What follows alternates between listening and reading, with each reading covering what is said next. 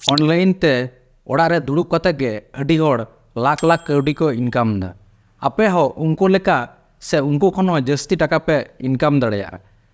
ᱢᱮᱱᱠᱷᱟन ᱞᱟᱦᱟ ᱛᱮᱜᱤᱧ ᱞᱟᱹᱭ ᱟᱠᱟᱫᱟ ᱚᱱᱞᱟᱭᱤᱱ ᱛᱮ ᱤᱱᱠᱟᱢ ᱞᱟᱹᱜᱤᱫ ᱫᱚ ᱠᱟᱹᱴᱤᱡ ᱥᱠᱤᱞ ᱞᱟᱜᱟᱜᱼᱟ᱾ ᱵᱤᱱᱟᱹ ᱥᱠᱤᱞ ᱛᱮ ᱚᱱᱞᱟᱭᱤᱱ ᱛᱮ ᱤᱱᱠᱟᱢ ᱫᱚ ᱯᱚᱥᱤᱵᱮᱞ ᱵᱟᱝ ᱠᱟᱱᱟ᱾ ᱛᱮᱦᱮᱧ ᱫᱚ ᱱᱚᱣᱟᱴᱟᱜ ᱵᱷᱤᱰᱤᱭᱳ ᱨᱮ ᱟᱹᱰᱤ ᱦᱚᱲ ᱯᱮ ᱨᱤᱠᱳᱭᱮᱥᱴ ᱞᱮᱫᱟ ᱡᱮ ᱜᱨᱟᱯᱷᱤक्स ᱰᱤᱡᱟᱭᱤᱱ ᱨᱮᱱᱟᱜ ᱠᱳर्स ᱥᱮᱬᱟ ᱟᱞᱮᱯᱮ᱾ ᱤᱱᱟᱹ ᱠᱷᱟᱹᱛᱤᱨ ᱟᱯᱮ ᱞᱟᱹᱜᱤᱫ ᱛᱮᱦᱮᱧ ᱫᱚ ᱯᱩᱨᱟᱹ ᱯᱷᱨᱤ ᱛᱮ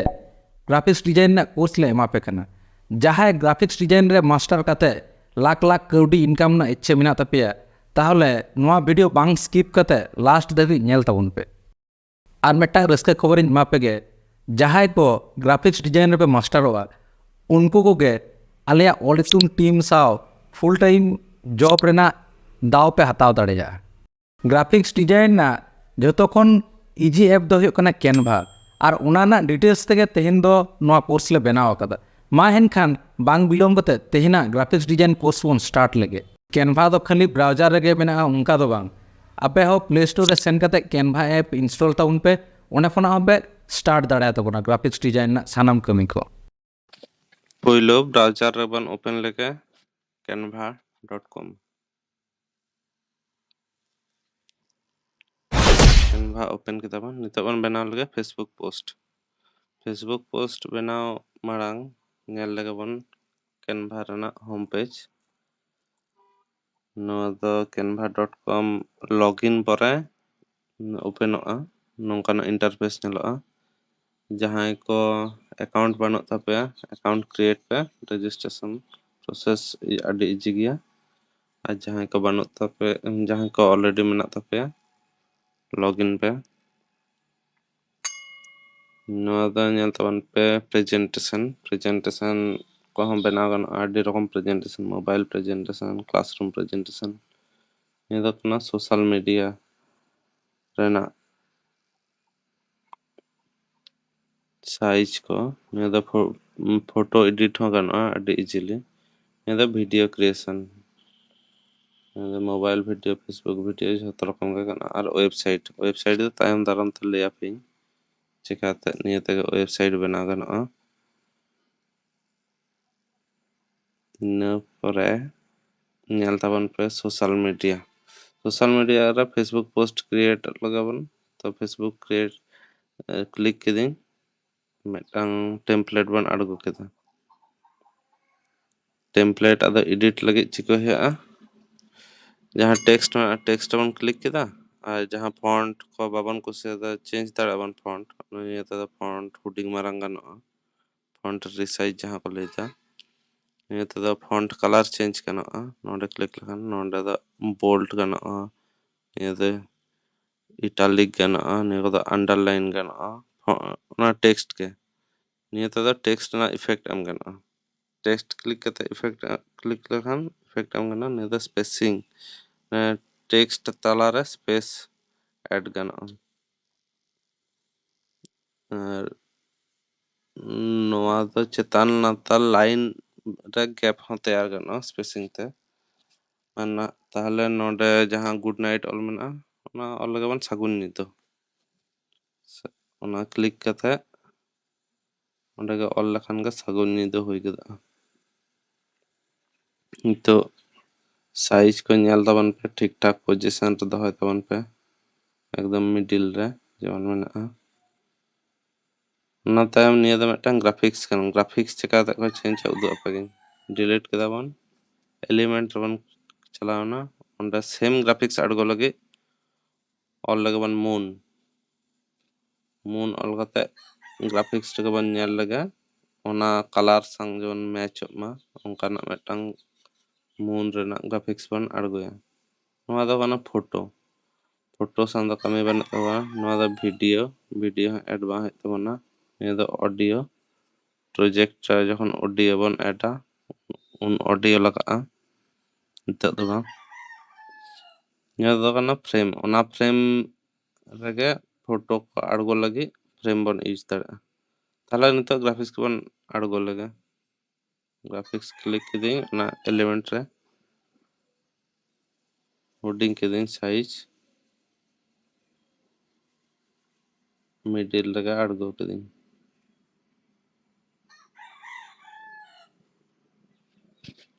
nitog do nyel legabon ar cek change ganoa. Niya do background bon change lega. Background change lagi photo bon click kida background re 3 dot bon click kida detach image kida bon photo do odokna ado delete kida text ko do menak gaya nyel taban pe menkhan white color khatir te bang nyelok kana onkanak background aड़go lagi moon bakha night sky search kate bakha metang color em kate background bon nyel lege cheka nyelok na black em lagi black do uno moj ba nyelok na blue ka aro ge badi nyelok na niya ko do gradient color ko liya barya pia color mesa kate jahan teyaroa ona do gradient color menkhan niya to bes ba nyelok na element ban chalaw len ge night sky te bon search lege bakhan moon te search legi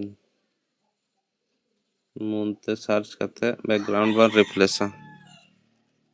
moon do bes ba hijuk kana night sky bon search lege night sky photo re ban nyel lege 3 dot click kate replace background jahan mena onate background change kodo replace kodo replace na bes ke nyelok na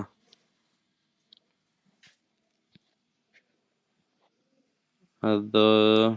replace chekate background ko change buj kida pa janik khan photo aड़go kate 3 dot re click lekhan ge replace background option nyamoa onate background replace ganoa niya do kana text ko aड़go lagi text pe click a niya do stylish text ko kana jahan jahantak style pe kusia bakhan basic poilo khon jahan nyamoa ona text ko add daraa add a text box re inda niya kusia da niya aड़go kate nyel legin menkhan color do janik khan white lekhan bes nyelok nyel taban pe middle re poilo aड़go legin node em kag gin johar ol kag gin sagun nyida johar menkhan lei kading metang design re pia punya color use bang ganoa jasti do maximum pia gan white ban add lege white te do better nyelok na white night sky chetan re white adi bhagi nyelok na nitog do nova kodo hoina cheka kate download abon nyel taban pe share re chalaw kate download option menaa pdf print do jahan pe print a ona lagi jpg do photo ko jahan jaste tahana png do jahan illustration graphics ko jahan tahan jaste tahana onate download pe niya do illustration jasti menaa graphics ko menaa ona hate te png te download din already suggested kada ko canva rena ai system noa do kan pdf print do ana project ko lagi print dare pe pdf print ape school college project png te click kida to png te download train em kida to download na nunok ge easy ya template khon benaw save legin nyel lege mon cheka nyelok an tabana adi moj ke nyelok na noa do puro puri abo creation niya do no copyright okoy hon bako em dare'a ठीक गया नितोग दोबन chapter Koraon बन लगे ता Instagram story लगी चलाना बन social media in the blank खनिन ते अदा टेम्पलेट खन चका ता कोरा लहार ना वीडियो रे उदुक कापिया नोंडे निया दो कना कैनवास बैकग्राउंड रे कलर होपे एम दाड़ेआ आर फोटो होपे एम दाड़े फोटो चका ता को एमा को उदुक कापिन आर मिद धा इन उदुक अपेगे एलिमेंट रे चलाव लखान जहां फोटो बैकग्राउंड रे एम सना पे एम पे apa nature em sana gitu nature ᱤᱭᱟᱹ ᱠᱮᱫᱟ, ᱱᱤᱭᱟᱹ ᱫᱚ ᱱᱮᱪᱟᱨ ᱯᱷᱳᱴᱳ ᱠᱚ ᱦᱮᱡ ᱮᱱᱟ, ᱮᱵᱥᱴᱨᱟᱠᱴ ᱮᱢ ᱥᱟᱱᱟ ᱠᱤᱫᱤᱧ, ᱮᱵᱥᱴᱨᱟᱠᱴ সার্চ কিদিং ফটো রে ক্লিক কিদিং হেᱡ ᱮᱱᱟ ᱱᱚᱣᱟ ᱯᱷᱳᱴᱳᱧ ᱠᱩᱥᱤᱭᱟᱫᱟ, ᱠᱞᱤᱠ ᱠᱤᱫᱤᱧ 3 ᱰᱚᱴ ᱨᱮ ᱠᱞᱤᱠ ᱞᱮᱠᱷᱟᱱ ᱜᱮ সেট ইমেজ এজ ব্যাকগ্রাউন্ড নিয়ে একটা হইনা। আর আদার নোডে টেক্সট আড়গো লেখান গে টেক্সট আড়গো না। আচ্ছা নিয়ে ইন দো ইমেজ বাইং কুসিয়ানা, ইন দো ব্ল্যাক কালার এম দিন, হেন্দে গিং সে ওনাতে ব্ল্যাক কালার, ব্ল্যাক কালার এম কিদিং ওনাতে এম টেক্সট, টেক্সট রে নোয়া কোদো ফন্ট রেনা স্টাইল কো জাহাं জাहां ফন্ট স্টাইল লিস ফন্ট पे कुसिया नोडे पे ñel दाड़े बाखान प्लेन फॉन्ट लगे दो नोडे जस्ट टेक्स्ट ऐड लखन गे टेक्स्ट हो ठीक है। इन द कटे स्टाइल लिस के ñam लगे ना द डिलीट का किन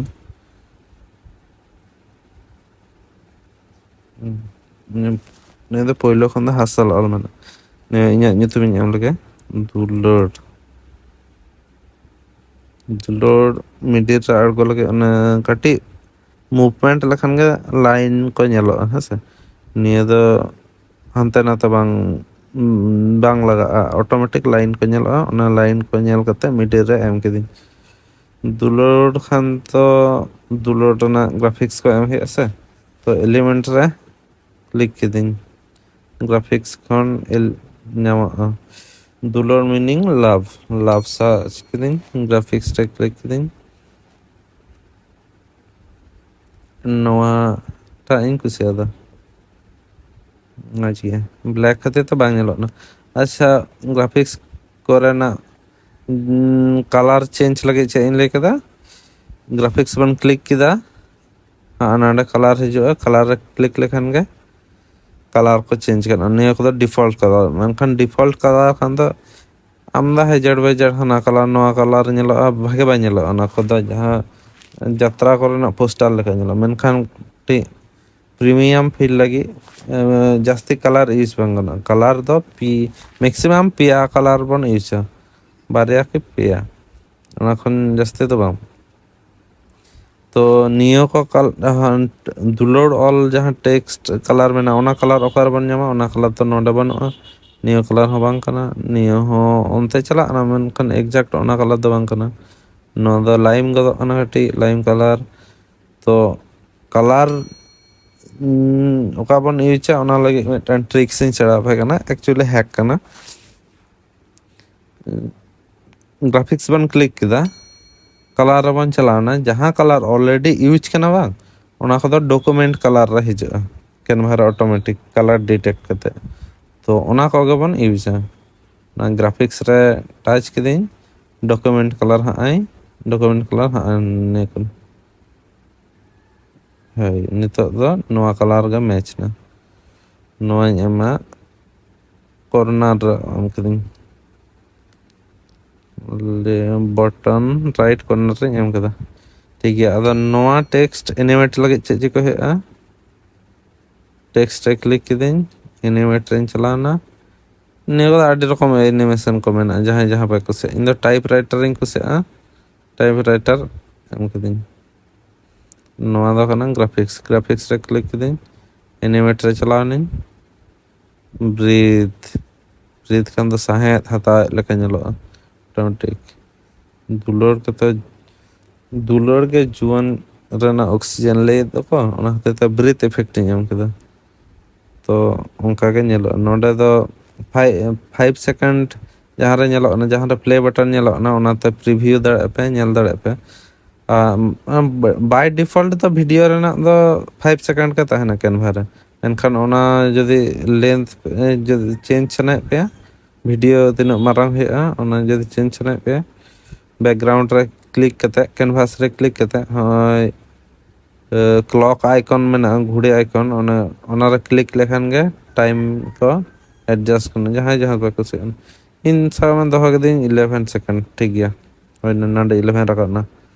टेस्ट लगे बन हानि के ñelo तबना निया के डाउनलोड दिन डाउनलोड चिका को download share download by default MP4 हिजुग ना एना लेखा JPG PNG दो बन चदा से ओना दो फोटो बन बना ता निया दो एनिमेशन को मेना तो ओना हम दो वीडियो के होय मैक्सिमम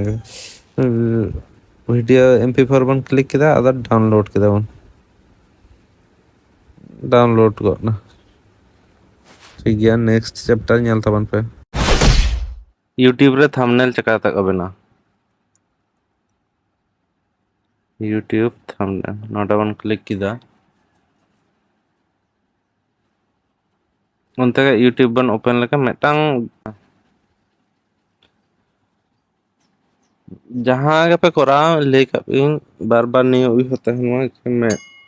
मेटांग डिजाइन रे पिया मैक्सिमम पोनिया कलर बेसी यूज बगे बांगना जास्ती कलर बाबन यूज में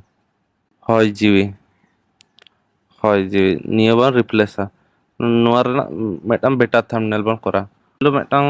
सिंगरे गंके फोटो बन अपलोड लगे इंटन AI फोटो को मेना टांग अपलोड लगे बन नोटा ये अपलोड केदा बन नोटा इमेज पहलो बैकग्राउंड बन एम लगे बैकग्राउंड रे कलर खान कलर और बखान फोटो गिन एम दा लो फाई में तो सर्च लगे ना नो कीवर्ड्स को यूज तबन पे काटा भागे के बुझे पाना नोटा इमेज पे नोटा सेट इमेज एज बैकग्राउंड होइना जहां इमेज अपलोड किदिन सिंगरे गंके ओना दो जाम अपलोड चलाना बन फोटो क्लिक किदा बन होइना न्यू फोटो ना बैकग्राउंड बन रिमूव सब्जेक्ट बन दोहे गंका के बन दोहे फोटो बैकग्राउंड रिमूव दो कैनवा प्रो ते अडी इजीली हुआ फोटो रे क्लिक किदिन एडिट फोटो बैकग्राउंड रिमूवर ना नवा को तो फिल्टर करना फिल्टर को कम बेसी पे यूज का गया इंस्टाग्राम फिल्टर निया हम कना मेटा फिल्टर करना निया फिल्टर यूज करते नेल की होय ठीक है नवा एम केदा हेड मेटम वाइब तैयार हुआ रिफ्ट पेपर ओडे पेपर जहां को हुडिंग ग्राफिक्स नोडे एम कते नेल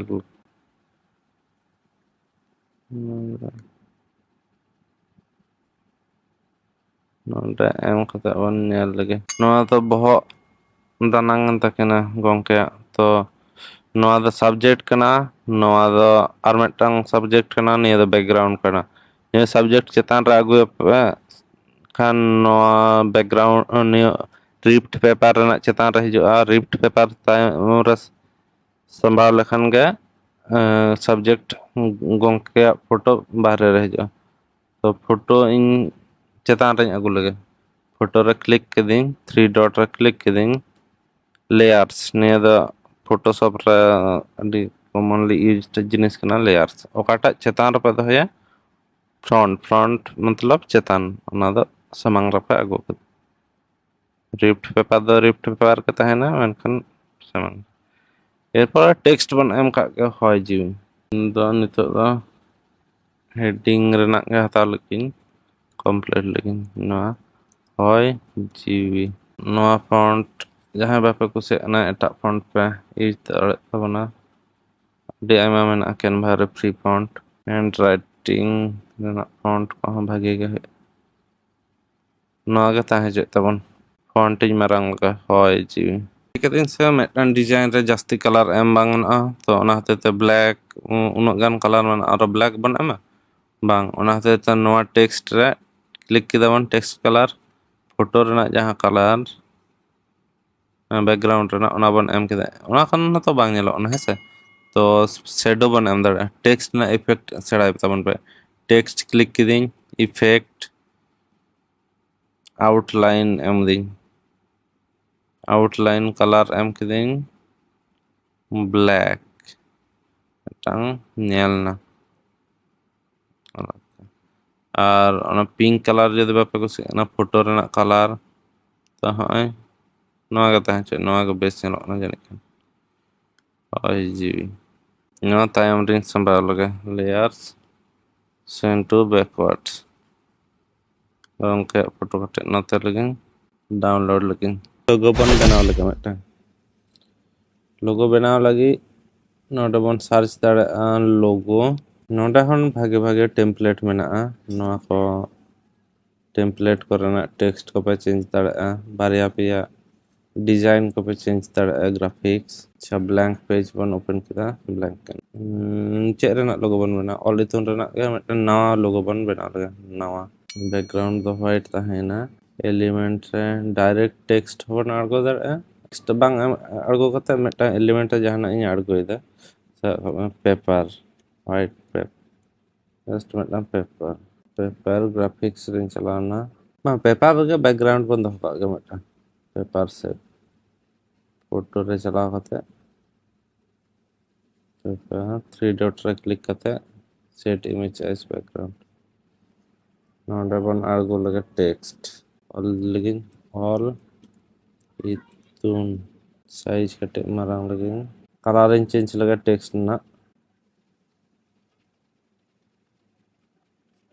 इफेक्ट रे एम कते बॉर्डर रे एम लगे आउटलाइन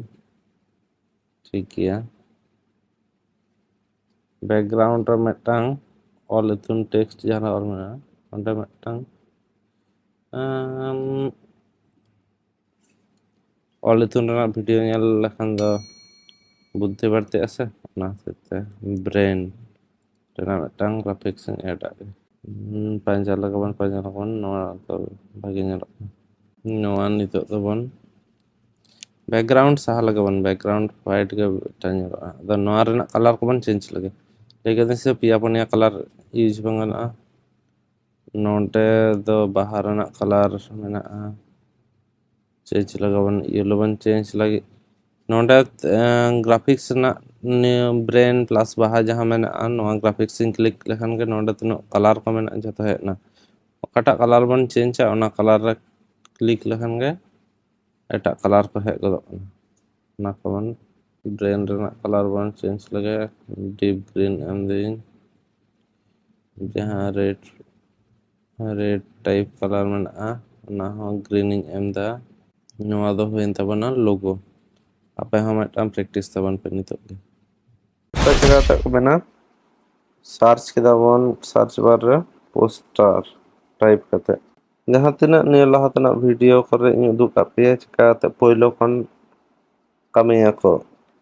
ग्राफिक्स को बना नितो दो टेम्पलेट खन बन बना लगे चेक रेना बन बना करंट बाहर ना हां रिलेवेंट उनकाना सिलेक्ट पे सिलेक्ट करें कस्टमाइजेशन नोडे ऑल करें वारंटी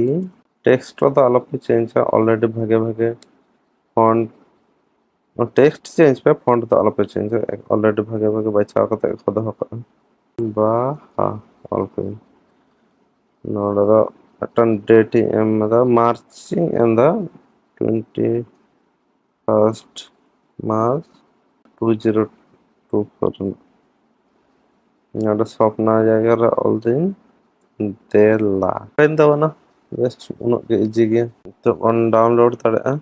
निये जदे प्रिंट होचे पे पीडीएफ प्रिंट और जदे फेसबुक करे के पे एमा इंस्टा करे पे एमा पीएनजी एम पे देखम के होइन जोहार के मुचाद रे मिटांग रिक्वेस्ट ग्राफिक्स रेना कमी को दो नॉर्मल सिंपल मोबाइल से नॉर्मल कंप्यूटर लैपटॉप रे बांग होय लगिदोआ मिनिमम 6GB रैम रेना मोबाइल ते छाड़ा ग्राफिक्स रेना कमी को बांग पे कोराव दड़ेया उनका के लैपटॉप रे हो 8GB रेना रैम छाड़ा ठीक सही ग्राफिक्स रेना कमी को बांग पे कोराव दड़ेया ओनाते आपेया सुविधा लगिद ओलितुन टीम किछुगन मोबाइल और लैपटॉप बाछाव कते ले एम का पिया डिस्क्रिप्शन रे लिंक मेना क्लिक कते लगन ऑर्डर ताबन पे और कमी स्टार्ट ताबन पे और नोआ को गैजेट से नोआ को मोबाइल लैपटॉप दो खाली ग्राफिक्स से गया उनका दो बांग वेब डिजाइन वीडियो एडिटिंग एमान मारंग मारंग कमी को पे यूज दाड़ेया साउते टेलीग्राम से ग्राफिक्स डिजाइनर्स को लगी मेटांग नवा ग्रुप ले बनाव सरी कदा ओंडे सानाम को जॉइन तबन पे डिस्क्रिप्शन रे लिंक एम मेना कदा ओंडे आलरेन टीम आपे नाना हुनर टास्क को मापिया उना को पे कोरा लेनखान ape hobe buj dare ape skill tinakta improvement ok na se bang improvement ok na